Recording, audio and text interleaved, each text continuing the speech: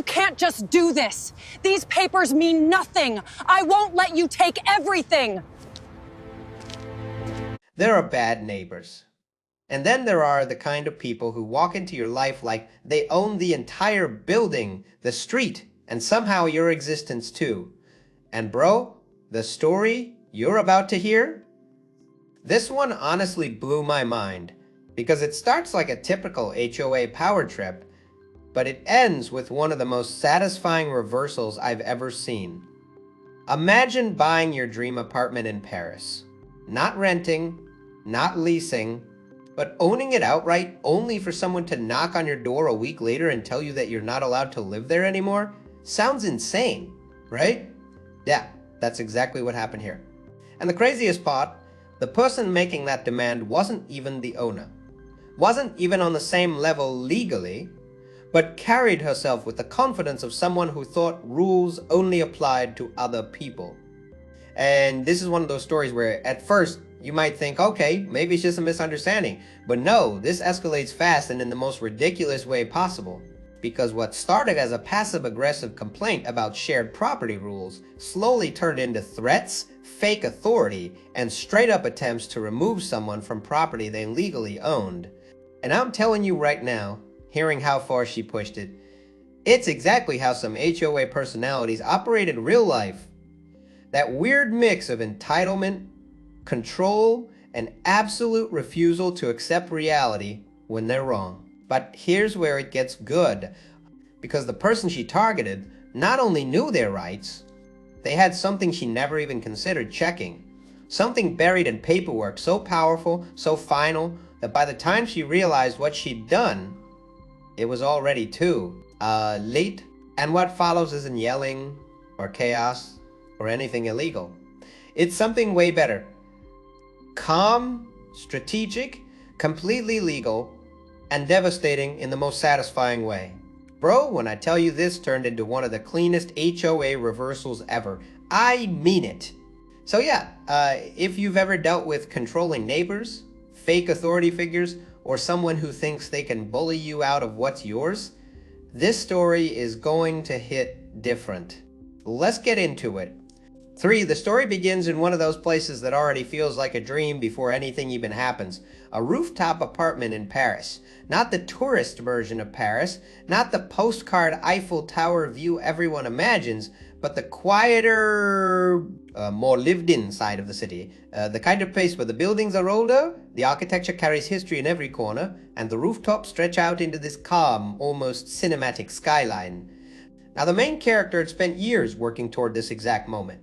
This wasn't some random purchase or impulsive decision. This was planned, calculated, saved for every detail mattered, from the location to the structure of ownership. Especially because properties like this don't just come up every day. And here's where it gets important, because this wasn't just an apartment unit. This was an entire rooftop floor, legally owned. And I need to pause here for a second, because this is where the whole story gets its backbone. Owning an apartment is one thing. Owning an entire floor in a shared building, that's different. That changes how authority works, how shared spaces are defined, and most importantly, who actually gets to make decisions. But like most older European buildings, this one had a residents association, basically the French equivalent of an HOA. And if you've ever heard HOA stories before, you already know where this is going. Because while most associations exist to maintain shared spaces and keep things functional, there's always that one person who treats it like a personal kingdom. And in this building, that person already existed. Her name wasn't even important in the long run, but her presence? Impossible to ignore. She had been living in the building longer than most residents, knew every detail about its rules, or at least believed she did, and had slowly positioned herself as the unofficial authority figure of the entire place. 4. The kind of person who doesn't just follow rules, but enforces them like they wrote them. And bro, you can already see the problem forming here, because while everyone else in the building tolerated her behavior, the passive-aggressive notes, the unsolicited reminders, the constant monitoring of who was doing what, no one had really challenged her before. Not seriously, Not in a way that forced her to confront her limits until the main character moved in. At first, everything seemed normal. The purchase went through cleanly, documents were verified, ownership was registered properly, moving in was smooth, no immediate issues, no dramatic welcome. Just quiet, which honestly should have been the first red flag, because people like that, they don't stay quiet forever. And sure enough, it didn't take long. About a week after moving in, there was a knock at the door. Not aggressive, not loud, just deliberate. The kind of knock that already carries intention behind it. And standing outside, her back completely composed and calm expression, but with that unmistakable tone of someone who already believes they're in charge of the situation. Now at this point, you'd expect maybe a welcome introduction, right? Maybe a polite conversation about building guidelines, shared maintenance, something normal. N-I-T-I-K, but instead, the interaction immediately shifted into something else entirely. Not friendly, not welcoming, but corrective, as if a mistake had been made. And the more she spoke, the clearer it became that she wasn't there to introduce herself, and she was there to establish authority, which is wild. Because imagine someone showing up at your door in a place you legally own and speaking to you like you're violating rules you didn't even know existed. And this is where the tension quietly started building, because the main character didn't react emotionally, didn't escalate, just listened, observed, tried to understand what exactly she was claiming. 5. But the claims didn't make sense. They weren't based on anything stated in the purchase agreement, nothing that had come up during legal checks, nothing documented in the official ownership structure, and yet she spoke with complete certainty. That's exactly how these situations start in real life. Someone asserts authority confidently enough that it almost makes you question your own position. But not here, because even though the conversation ended without conflict, it left behind something much more important. Doubt, not in ownership, but in her intentions. And that's where things shifted from a simple neighbor interaction into something deeper, because this wasn't just about rules. This felt like control, and control, when challenged, doesn't disappear quietly. It pushes back, and as the days went on, small things started happening. Nothing extreme at first, just subtle actions, observations, reactions from other residents that hinted at something unspoken. Like they knew her behavior and expected it to escalate. Bro, hearing this part, it's exactly how these dynamics build in real life. Slow, subtle, almost invisible at first. Until suddenly, then they're not. And right here, this is where the real story begins. Because what seemed like an overstepping neighbor was about to turn into something way more serious. And the worst part, she genuinely believed she had the power to win. What made the situation even more unsettling wasn't the confrontation itself. It was what came after. Because instead of escalating immediately, she switched tactics. And honestly, this is where it started to feel calculated. The kind of behavior where someone doesn't attack directly at first, but instead starts shaping the environment around you. 6. Over the next few days, small things began to shift. Notices started appearing in the common areas, nothing explicitly naming anyone, but clearly targeted mentions of unauthorized use of shared rooftop access, reminders about structural integrity regulations, and vague warnings about violations that could result in legal action. And bro, hearing this part, it's exactly how people like this operate. They don't always confront you head on.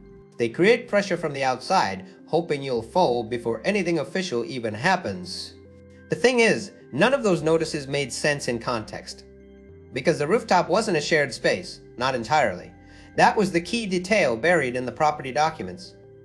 The top level, including the terrace attached to it, was part of a privately owned section, and yet she was framing it like it belonged to everyone.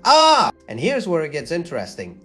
Other residents started acting differently too. Not hostile, not confrontational, just cautious. Conversations in hallways became shorter. Eye contact lingered a little too long before people looked away.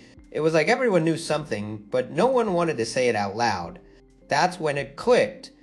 This wasn't her first time doing this. She had built a reputation in the building, one that kept people from pushing back. And when you think about it, that's actually kind of terrifying. Not because she had real authority, but because she had social control, enough influence that people would rather stay quiet than get involved. And honestly, that's how situations like this spiral. Not through official power, but through unchecked behavior over time. But the real escalation didn't come from the notices, it came from the letter. 7. A formal-looking envelope slipped under the door one evening. Clean formatting. Official tone, referencing building regulations, compliance requirements, and this is where it crossed the line. A. Static stating the continued unauthorized occupancy of the rooftop level could lead to enforced removal procedures. Yeah. And let that sink in for a second. Someone had just tried to imply that the legal owner of a property was occupying it without permission. Bro, hearing that part genuinely blows my mind because that's not just overstepping anymore. That's rewriting reality. But instead of reacting emotionally, the main character did something smarter. They went back to the documents, every page, every clause, every technical detail that had been reviewed during the purchase process.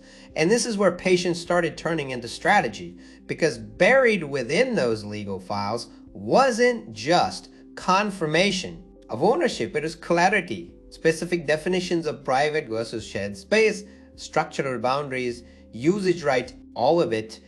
And the more it was reviewed, the clearer one thing became. She was wrong, not slightly wrong, not misinterpreting something minor, completely wrong. But here's the twist. And she didn't know that yet. And instead of correcting her immediately, the main character waited. Which, honestly, that's the move right there. Because sometimes the best way to deal with someone who's overplaying their hand is to let them keep going. Because the more they commit to the wrong position, and the harder the fall. And sure enough, she wasn't done. Because a few days later, the situation escalated again, this time in a way that couldn't be ignored, couldn't be brushed off, and definitely couldn't be handled quietly anymore. And this time, she didn't just send a letter, she took action. And bro, that's where everything changed. 8. The shift from passive pressure to direct action happened so suddenly that it almost felt surreal. One morning, without warning, access to the rooftop staircase was blocked. Not locked in a subtle way, not restricted through official channels, but physically obstructed, as if someone had decided overnight that they had the authority to redraw the boundaries of the building. And at that moment, everything became clear. This wasn't misunderstanding anymore. This was escalation, because blocking access didn't just inconvenience someone, it interfered with legally owned property, and bro, hearing this part, it's exactly where most people would lose their patience and react emotionally. But instead, this is where things turn strategic. No confrontation, no shouting, just documentation. Photos were taken, timestamps recorded, copies of the earlier notices in the letter were organized. Every piece of evidence was lined up carefully, not for argument, but for clarity. Because when you're dealing with someone who believes confidence equals authority, the only thing that actually works is proof. And then came the move that changed everything. A formal response, not handwritten, not emotional, not reactive, and legal, structured, precise, referencing property law, ownership registration, and specific clauses that defined exactly what belonged to whom. It outlined in calm and undeniable terms that the rooftop level, including access, was privately owned, that any interference constituted unlawful obstruction, and that continued actions in that direction would result in formal legal proceedings. And here's the part that really hits. It wasn't aggressive, it was final, because instead of arguing, it removed the argument entirely. Bro, this is the kind of response that just shuts everything down. No room for interpretation, no space for manipulation, just facts presented in a way that couldn't be ignored. 9. But even then, she didn't back off immediately. And honestly, that tracks, because people who build their identity around control don't give it up easily. Instead, she doubled down, questioning the documents, implying misrepresentation, trying to shift blame back onto the buyer. But here's the thing, at this point, it didn't matter what she said, because the response wasn't just sent to her, it was sent to the entire building association, every member, every decision maker, everyone who had up until now stayed silent. And suddenly, the dynamic changed, because what had once been quiet tension became visible reality. The documents spoke for themselves. The ownership was clear. The overreach was undeniable. And for the first time, her authority, the one she had built through confidence and intimidation, was being challenged publicly. That's when the shift happened. Not dramatic, not explosive, but decisive, because once the truth is out in the open, control based on perception starts to collapse. And just like that, the power she thought she had started slipping. And bro, this is where the real payoff begins, because what comes next isn't just resolution, it's reversal. Once everything was laid out in the open, the atmosphere in the building changed almost overnight. Not in a loud or dramatic way, but in something much more noticeable. Silence. The kind of silence that comes when people realize they've been watching a situation unfold from the sidelines and suddenly understand exactly what's been happening the entire time, because now there was no ambiguity left. The documents had been shared.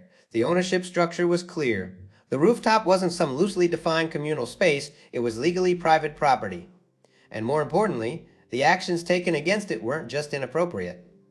They were unjustifiable. And bro, this is the part that really stands out, because once authority like that gets exposed, it doesn't collapse with noise, it fades. People stop responding the same way. That automatic compliance disappears. The quiet agreement that used to exist, gone. The residents who once avoided involvement started acknowledging the situation differently, not confrontational, not overly supportive, but aware. And that awareness alone shifted the balance, because the control she once held depended entirely on people not questioning her. And now they were, and her response? It wasn't what you'd expect from someone who had been so confident before.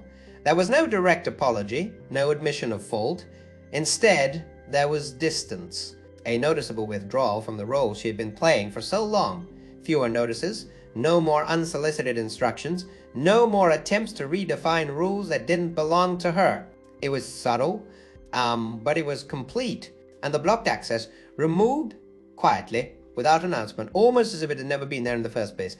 That's how you know the shift was real, because when someone who thrives on control suddenly stops asserting it, it's not a coincidence, it's recognition. Whether she admitted it or not, the reality had caught up with her. And for the main character, the outcome wasn't just about winning a dispute, it was about restoring boundaries, living in the space they rightfully owned, without interference, without pressure, without the constant need to defend something that had already been legally secured. And honestly, that's the best kind of resolution. Not loud, not chaotic, just clear. Because at the end of the day, nothing extra was taken, nothing unnecessary was done. The system worked exactly the way it was supposed to, and the person who tried to bend it had to step back. But what makes this story really stick isn't just how it ended, it's what it proves. 11, and that's where this gets even more real. Bro, stories like this hit different, because they're not just about one difficult neighbor or one weird situation, they're about a pattern that shows up everywhere. And hearing how this played out is honestly one of the clearest examples of how perceived authority can spiral when no one challenges it. Because let's be real for a second, the biggest advantage she had at the start wasn't legal power, it was confidence. That unshakable tone, the assumption that she was right, the way she presented everything like it was already decided. And that alone is enough to make most people hesitate. That's exactly how situations like this escalate in real life. People second guess themselves, stay quiet, avoid conflict, and before you know it, someone else is making decisions they were never entitled to make. But this story flips that completely, and the reason it works so well, documentation, not emotions, not arguments, not trying to win in a loud or aggressive way, just facts, verified, organized, and presented at the right moment. That's it. And bro, that's such an underrated lesson, because when you actually understand your position legally, structurally, whatever it is, you don't need to overpower someone. You just need to stand your ground correctly. Another thing that stands out here is timing. Because think about it. If the main character had reacted immediately emotionally or tried to shut her down in that first interaction, this could have turned into a messy back and forth. But instead, they let the situation unfold just enough to expose the full extent of what she was doing, and that made the response stronger, cleaner, impossible to dismiss. That's exactly how people act in real life when they've dealt with control issues before. They don't rush. They observe first, then act when it actually matters. And here's the part that really matters for anyone watching this. 12. If you ever find yourself in a situation where someone is trying to enforce rules or authority over you, especially in something like an HOA, housing association, or shared property, don't just take their word for it. Check the documents and understand your rights. Because there's a huge difference between someone sounding official and actually being right. And honestly, this whole situation could have gone very differently if that step was skipped. So yeah, if there's one takeaway here, it's simple. Confidence doesn't equal authority. Facts do. And when those facts are on your side, you don't need to fight. You just need to let the truth do its job. And honestly, that's what makes this story so satisfying. Not because someone got embarrassed, not because it was drama for the sake of it, but because everything played out the right way. Calm, controlled, and completely within the rules, and that's rare to see. Especially in situations where people push boundaries this hard. Bro, hearing this whole thing, it just proves one thing. The moment you actually know your rights, everything changes. You stop reacting and start responding. And that's exactly what turned this entire situation around. But I'm curious now, have you ever dealt with someone like this? Someone who acted like they owned everything even when they clearly didn't? Drop your story in the comments, because I promise you, these situations happen way more often than people think. And if you enjoyed this one, make sure to like the video, subscribe to the channel, and stick around for more real stories just like this. Trust me, some of them get even crazier than this one. Until next time, stay smart, stay calm, and always check the paperwork.